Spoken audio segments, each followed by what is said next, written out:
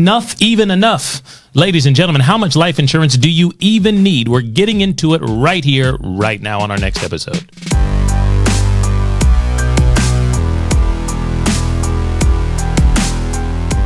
Welcome back, ladies and gentlemen. It's the end of the year, and Merry Christmas to all y'all out there. We're not talking about a Christmas episode today, but we are recording our last session before the seasons greet us. The holidays. Yes. Happy holidays. So Merry if you... Kwanzaa. Yes. Merry Christmas. Happy... Festivus for the rest of us. Hanukkah. All of them. Hanukkah, what day are we on? Are we on the last day? So I apologize. I normally don't celebrate Hanukkah. I'm not Jewish. So my question actually is, I think I do know what day we're on Hanukkah, but my question is, do you light the candles each day or do you put them out each day? Oh, that's a good question. I don't know. But I do know that yesterday, two were lit for all our Hanukkah celebrating folks. And I don't know if so that we means, light them then? I don't know. So how do you know this? Because I follow a few folks that were lighting them, and two Yes. were lit yesterday. Okay, so very that means good. Today, 3 are lit, or maybe 1 is lit. Oh, I'm no, not they sure. they didn't light 2 yesterday. 2 total were lit. No, that's what I was asking. Gotcha. So I thought you is said the they third lit day. 2, and I was like, no. So they light them, I think. Okay, so today's There's the answer, day. ladies and gentlemen. But for our Jewish friends out there, please let us know.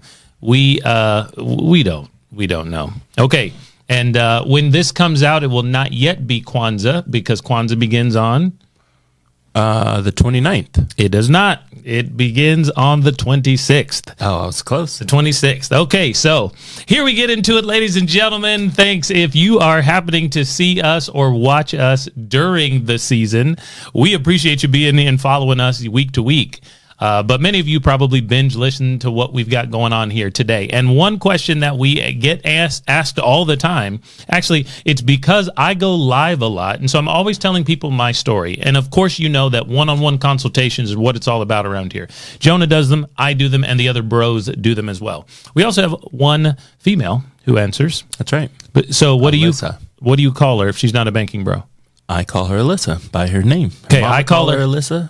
I'm What? gonna call her Alyssa. So I call her Banking Beauty sometimes because when I'm going live and things like that. So I don't go live on this platform wherever you're listening, but I'm not live. Okay, I'm But I going am to live here. hijack the episode here. Before we keep going into the episode, I wanted to let everyone who's listening know that I had this great idea for what we could put on our social media platforms, but we can't use the sound because we are, I don't know what you call it, licensed or whatever. Gotcha. So I'm going to play it because I want to hijack the episode, and hopefully you guys will be able to hear it. Straight up. Can you hear this? Yeah. I thought it would be like, Cash out, cash in, cash out, cash in, cash out, cash in, cash out. you know what I mean? Like, how does the policy work? And then you like trying to explain to them, and you're just like, cash in, cash out, cash in, cash out, cash in, you know? Cash out, cash out, cash out, cash. Anyway, Okay. that was my idea, but we can't use the sound, so you won't get to see that. But it came to my mind, so So will the sound show up on the podcast? yeah. Oh, okay, but you won't. We can't use it on social. We can't use it on social. The social Yeah. stuff. You guys know what I mean. Unless they ban our podcast, but hopefully they won't. Oh, man, they coming for us. Okay, so here it is. Here's the thing. I go live and I talk to people, as we all do around here. Free consultations available for you, and back it up for me. Okay, so what I say all the time is, well, I have 9 policies. It seems to come up often. The way I describe how you can also be a privatized banking practitioner out there in the world. And people's like, hold on, wait a minute. 9? Why? How? When? Can you get 9? And that's what we're going to talk about here. Is enough enough? Ladies and gentlemen, the question is, how much life insurance do you actually need? That's what we're talking about on this episode. So the reasons, prior to understanding this concept, Jonah, here's my question for you. Why would you have gotten life insurance? Did you have life insurance before we were introduced to the concept that we teach and preach now? I did not, but here's why. I was introduced to this concept just about 7 years ago, so I knew that I needed life insurance. It was on my docket to get. Yes. It was on my docket. So that's going to bring us, I've got some But I didn't have articles. I've got some articles that we're going to refer to a little bit later that actually talk about you out there. I knew I needed it. I was about to get it, but I just hadn't had it yet. Yeah. I knew. Okay. No, it was on my docket. Yeah. There's a lot of things. Yeah. I mean, yeah, correct. 7 years ago. I mean, you were a young now, man. Granted, I did have some through work. I had a little bit through work. Yeah. And you know how they do it. They do it whatever your salary is, annual salary times 1 or times 2 or something. So I had that through work, but I was bouncing around a little bit, so I wasn't paying attention to it really, but I did have a little bit. So I was going to go get life insurance outside of employment. Outside of employment. You know, moments before I learned. Moments before you learn, right? I was on the way when I got the call. So here's my question. Why were you going to get it? You were not married at that time. No. So why were you going to get it? What was it for? What was it going to do for you? Well, I just knew the importance of owning it. I knew the importance of owning it. And we've talked about this in an episode before, but I think one of the things that we bring up sometimes is just, you guys do realize that if something were to happen to you, right? If I fall over right now, that means somebody's got to pay some money here to pick me up, to get me taken care of. My car's in the parking lot. Now somebody's got to drive that home. You see, there's all sorts of stuff. So I'll call that, if I may, I'll call that final expense insurance. Like final expense. Final expense. That's one reason that a lot of folks consider life insurance or have it, because someone's got to pick up the pieces. And so we'll call that final expense or burial. Historically, it would have been called burial 50, 100 years ago, because we got to put you in the ground. And we've talked before that in our town in the southeast, it does cost average around 20 grand to get someone in the ground. So final expenses. And if you don't cover it, someone else is put in the hole. Plus, they're probably sad anyway, right? That's right. That you're gone. One of the things that I like to bring up as well when we just talk about this is reminder that if you're well liked or loved or have family, that people want to come to that service. So if you've got no money showing up, no insurance at all showing up, you do realize your mom, your dad, your grandma, your grandpa, they have to pay to now get to where your funeral is. And for reasons like that, it's going, well, if you understand that, then you'd go get something. So that way you can take care of all those costs. So I'm not going into debt or incurring charges or whatever, swiping that credit card just to get to you, because you passed away and you didn't even think about us for a second. Right. Because this is our favorite, this is our family song out there. Because if you don't leave something for us, then it's going to be a pass me not situation at your homegoing service. That's we right. can't come because folks are broke out there. Come. So, for instance, our grandmother lives on the opposite coast, right? So we want to see her. And grandpa, we want to close out properly, pay our respects. And we also, God forbid, we die early. We want them to be able to come here. That's right. So final expenses. Okay. Here's another reason, give us another reason. Why would regular folks, prior to understanding what we talk about, what would they get life insurance for? Not just burial.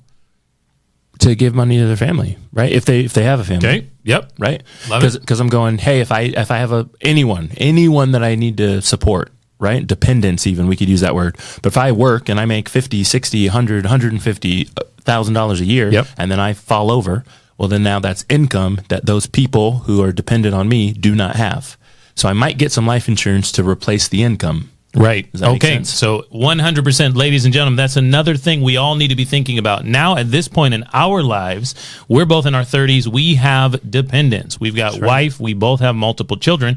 So we're thinking now about, you know what, when or if I don't come home one day, we got somebody who is depending on that income that we go produce and generate that comes into the household because the missus is home with the kids. That's right. Right. Shout out to my dependents. It's my son's birthday today. He's 5 years old. If you remember a few episodes back, I was telling you he was using the Christmas countdown to actually count down to his birthday. Well, it got to 0. Today's the day. Right, but it's not Christmas. It's not Christmas, but it is his birthday. Happy birthday. Shout out to Jalen. He's 5 years old. Oh, he's right. not listening, but maybe, he should be. Maybe one day. He should be. He's 5. He's going to have to take over this podcast. give him a pass. This is his seat as soon as he can take over. We'll give him a pass So that's another one. How about a third option, and that is actually taking care of the mortgage specifically. Oh, okay. There's a lot of people out there who actually are life insurance under the umbrella as an agent of mortgage insurance. Yeah, I've got a pet peeve about this one. Okay, Because but I that's think- why regular people might say they have life insurance to I take agree. care of the mortgage. I agree. They've branded it this mortgage Yes, insurance. right. It's really just life insurance. Of course. The reason they could even brand it mortgage insurance is because normally your mortgage is your biggest debt. So they're saying if you pass away, you got to be able to take care of that, and your family needs somewhere to live. It's exactly what we've been talking about previously. Yeah. But I also it's 2022, so I'm going. I've worked with a lot of people. I know mortgages can be their biggest debt, but a lot of people got so many other things going on that it's really not anymore. That's crazy. You need more money than that. But mortgage insurance is the thing. Yeah. That definitely shows up in a bunch of letters. 100%. Yes. Mortgage insurance. And so lots of us out there realize, because we've got that 20, 30 year note, that we want to make sure it gets covered and our family doesn't lose the house. I mean, God forbid. And that does happen to a lot of people, Jonah. So we got to let you breathe there. Lots of people cannot afford to stay in the same situation that they are because somebody who was producing, who had the income, So it's very important. So those, ladies and gentlemen, are not the reasons that we actually have our entire brand experience at the Cash Compound.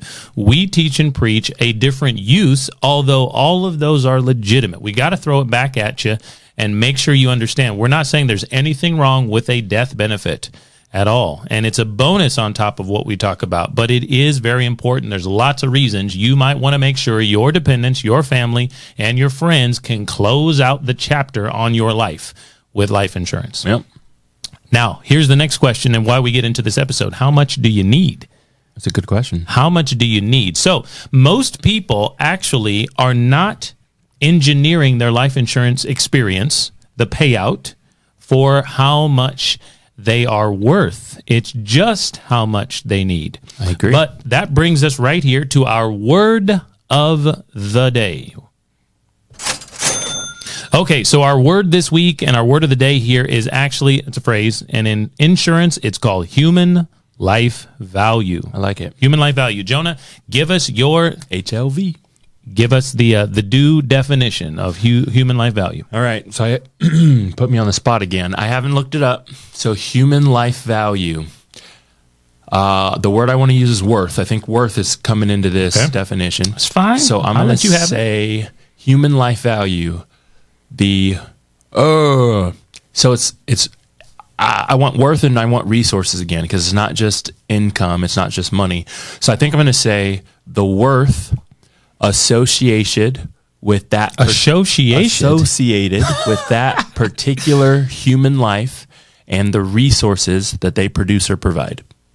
Okay, very good. So if I say enough words, it should cover it. Is that what you're trying to do? No, that's how you got through high school. No, what I don't want to say is, it's income. It's how much money you make. Okay. It's not how much money you make, right? There's other value that a human life can provide. Yes, but human life value means something in the world of monetary and insurance. So we're trying to be specific. So this is one that I found. Well, interestingly enough, when I looked it up and I tried to go through several different sites to find it, there was several different ways to qualify this. Okay. And this was the one I liked the most. It was not the first, second, or third one that I found, but here it was. It was a simple one. The monetary value of a human life.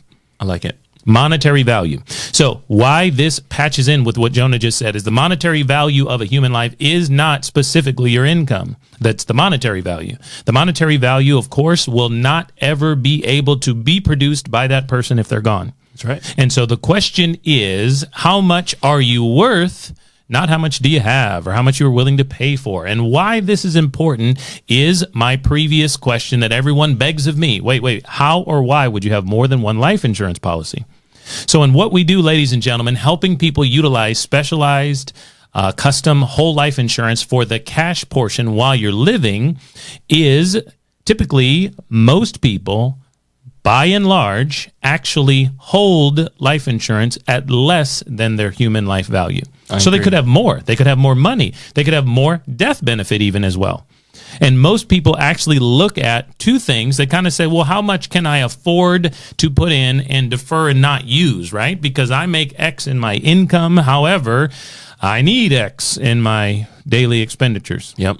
So this is how much I can just afford to put away for someone else because, heck, it ain't mine. I can't use it. That's the normal traditional burial, mortgage, cover expenses, life insurance.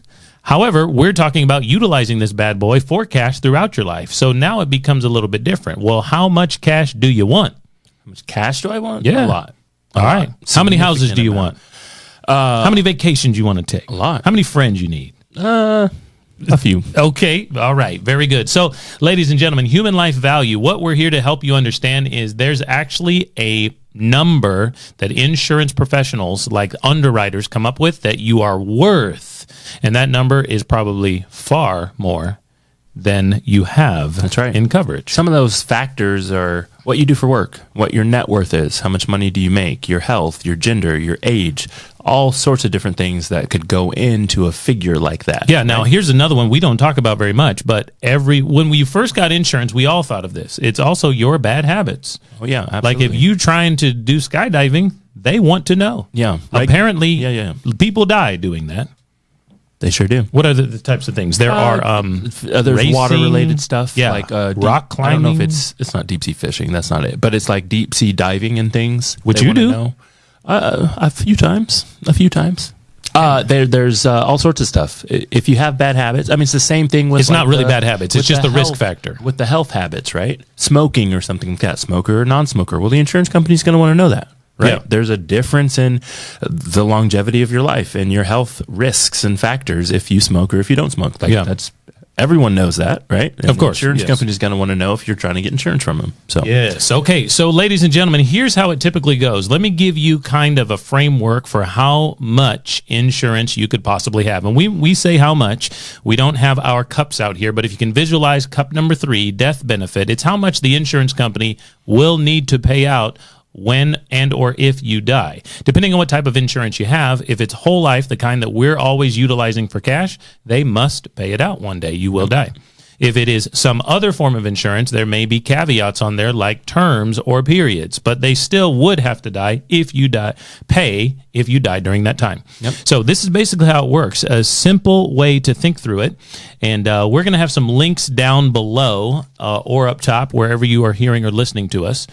And it's going to help you kind of see the framework on this. So for adults 40 years of age and younger, coverage is normally limited to about 25 to 35 times your annual income. I like it. I got my calculator out so I can do some of that. Oh, let's math. do it. Okay. So what do you think? Let's go average here. Let's not even do round numbers. What do you think an average listener out there, based on all the people we talk to, under 40 years, what are they making yearly? I mean, it's probably around the American average, right? Well, we talked to a lot of people, I'd so say, probably. Yeah, like $50,000 to $60,000 a year. Let's say 55. Okay, 55. So $55,000, you're under 40 years old. That includes me. That includes Jonah as well. 25 to 35 times your annual income is going to give us the approximation, assuming you don't have assets. Okay, we have to throw that out because if you got $1 million sitting in the bank, that's different. We're just talking about the average American who makes 55 and spends darn near 55 each and every year. Right. So I'm going to do 55 times 30 since it's 25 to 35. Yep. I'm going to do times 30. So that means that person, their insurable value, their worth, right, according to the insurance company, in an average, right, the insurance company needs to know. They have to, specifics, right, because your health and stuff are all factors. But it says $1,650,000. All right, 1.65. Yep. Ladies and gentlemen. So here's the question, Jonah. How many people do you typically talk to, call us, or they say, hey, we like what you guys do. I'd like to supplement and have more than one insurance policy. I got something going on at work. I bought my own from my buddy in college. How many of them are anywhere near $1.65 million in death benefit when they call us? Probably not close. The average person who knows anything about life insurance, who's reaching out for life insurance specific like resolutions, right?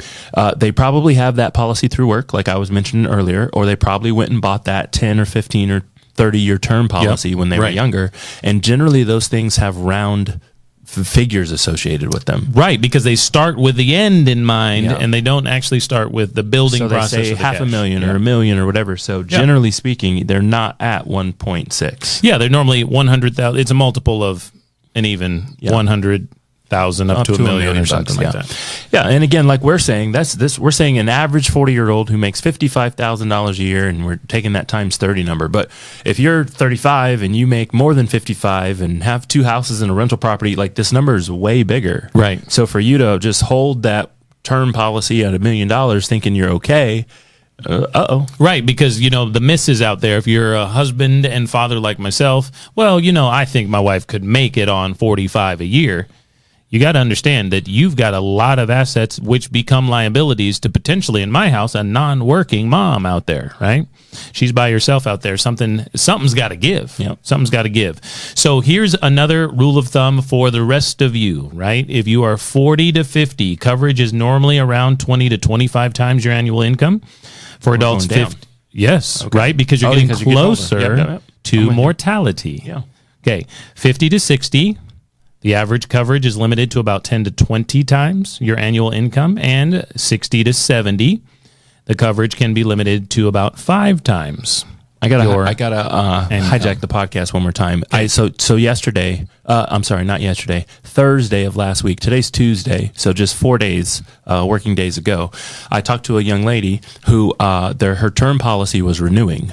Okay, she was 65 years old, and her term policy expired and needed to renew. So she had it up to the term. Yep, 10 she years, had it 20 up years, to the 30 years. term. You remember? I didn't ask her. Okay. But her term policy's renewing. She's old, right? Whoa. She's young. She's seasoned, 65, Seasoned, feeling right? good. You guys know what I'm saying. Anyway, here's the reason I brought this up. Her old premiums were like $250 a month or something like that. Had they been level throughout the term? Term policy. They had been level throughout Okay. the term. And so now to renew her policy, Yep. her premiums more than doubled. It was going to be $582 a month to renew the same term insurance that she had. And get this, the death benefit on this term insurance was only $450,000. And so she called and she's going, uh-oh, my income's gone down. I've gotten older. Right? Yeah, I'm not trying to work. Exactly. I'm 65. And I kind of want this insurance, kind of need this insurance. Again, $450,000. So we've got to think about what we're talking about in this episode today. It's actually not enough to take care of her surviving spouse if something were to happen in the house and this and that and the other, right? It's actually not enough. Mm-hmm. And she's going, but I can't really afford the premiums because the term just expired. I need a new term, but now I'm much older. The factors that go into building out a policy like this are different. And so the insurance company is telling me, well, then your cost is going to be different, right? And she was kind of at a crossroads of what to do. Now, I'll tell you what I recommended to her a little bit later in the episode, but I wanted to point that out. Yeah, it's a big deal out there because there are many folks out there, and you know that on a personal level, there's some folks who are connected to you and I and family members who get to that kind of realization point. And so many out there, so many financial gurus out there who have been in the game longer than us tell people, well, you should be self-insured at that point. You should be good to go. The kids are out of the house or whatever. And most people are not in a financial position where they feel safe about that. I got a pet peeve about that too. Self-insuring. Well, Well, a different episode. It is because once again, most people, here's what we have to differentiate and why it's so important to have a conversation like this in your household with your planning team, whatever that may mean. We hope that we are included in that, is because most people are realizing that it's more important than to just have death insurance, burial insurance. Yep. It's more important than that. So they get to a place where, sure, their coverage might be 10, 20, 30, 40,000. You can have a policy that's $50,000 and go, look, the funeral is taken care of, but do you feel comfortable about that? No, nobody does. They realize that there's more life to live. There's more things that they want to do, and they want to give more than that moving forward. So if you think through this well, you normally can have these things taken care of. Obviously, we're most likely talking to someone who has decent bit of health and qualifies for insurance. Yep. But you can do that if you are underneath 70, 75 years old and you still want to be in the game for insurance. So it's very important to think through this process. So when I think through this process, and then I'll ask you the same question, Jonah, is I think through this process on a level of the factors that my life has right now. Number one, we're utilizing the cash value, borrowing against that all the time, utilizing that for financing in my life today. Also, mortgage, also death, also income replacement, especially while the kids are in the house. My oldest is 8, so there's a lot of income that needs to come in for my family to make it. And my wife is not a working person. Too. A lot of expenses going out. Yeah, a lot of things are going out, right? So it's very important to understand that. Now, do I expect that one day that my kids will be out of the house? Yes. And my expenses that are going out will change? Sure. And you know what I actually want to do in my mind's eye in 20 years? I want to go visit the grandkids and go on more trips. Sure. That's what I want to do. So can we plan for that? I think we can. So are there other factors that you think about when you think about how much insurance that you have and what you're going to use it for today or in the future? It's really the same things. I want to make sure that I don't leave a burden on anybody, right? I think about the things that we brought up earlier, right? I need any and all debts that are still outstanding to be paid, right? I need income replacement for my spouse, who also is a stay-at-home mom with 2 kids and another one on the way, right? I don't need her having to go get a job at all. So I need income replacement. I also need to make sure that all those final expenses, that burial and everything else, travel arrangements is taken care of. And then realistically after that, I just want to make sure there's just enough money to cover all the things that I might not have thought about while I'm still here. Right? Because there are going to be pain, things and that are suffering. happening. Right. You see what I'm saying? Right. And I need to make sure that there's money to take care of that stuff. So, ladies and gentlemen, at this time, I'm going to refer to an article that we will link to. I think it was interesting, and it is pretty current here. 2 links, one from Forbes, and the other one is from LIMRA, which is a life insurance agency. Basically, not a sales agency, but an information agency. And in this article, it says, today, 56% of Black Americans own life insurance. It's higher than I would have guessed. 56% own life insurance, 4 points higher than the life insurance ownership of the total U.S. adult population. It's interesting. However, 75% of Black Americans believe they should have life insurance coverage. Representing a significant opportunity for. I'm sorry. Yes. However, 75% of Black Americans believe they should have it. 56% of them do have it. Oh, gotcha. Okay. Yeah. I read. I was like, what am I trying to say here? All right. While Black Americans are more likely to own life insurance than the general population, 20 million Black American adults say they need more of it. They don't have enough. I believe it. Yeah. So it's a little bit the way it's marketed, right? You go into your local life insurance guy and he says, do you want $25, $50, $100 a month? Pick one. Also, right, basically it. And the ones that call you, let alone you go into their office, the ones that call you, the ones you obviously all of a sudden don't trust. Yeah. Meanwhile, my man's out here trying to make a living. At the same time, there are many life insurance products that are trash. We would never recommend, and that also confuses people because you're going to have to learn it via now the information age internet, or you're going to have to talk to somebody. So you're going to have some trust put in somewhere or something. So nearly 4 in 10 Americans, Jonah, Black Americans, say they are likely to buy life insurance in the next 12 months. That was you. Oh, yeah. On your way. I was on my way. I was on my way. We was just right after dinner. Right, we about to go get it. Yes, after dinner. Okay, very good. So, ladies and gentlemen, black, white, red, or brown, we hope that you have learned something on this episode about what we're talking about. And you realize that in most cases, you're going to be able to qualify for more insurance than you currently have. So we're actually talking to a decent amount of people, I think, on this episode or who listen to us regularly who are already engaged with us as a client-customer relationship. And you could have more. So if you can have more in a life insurance company is going to factor in what you have now and your human life value, there's likely a big gap. You can have more. You can have as many policies as you like.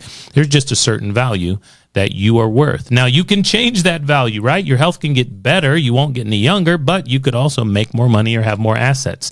So remember that as you're building your privatized banking systems or you're considering adding to what you have because you've got stuff you like, but you'd like a little bit more for that cash value and banking concept.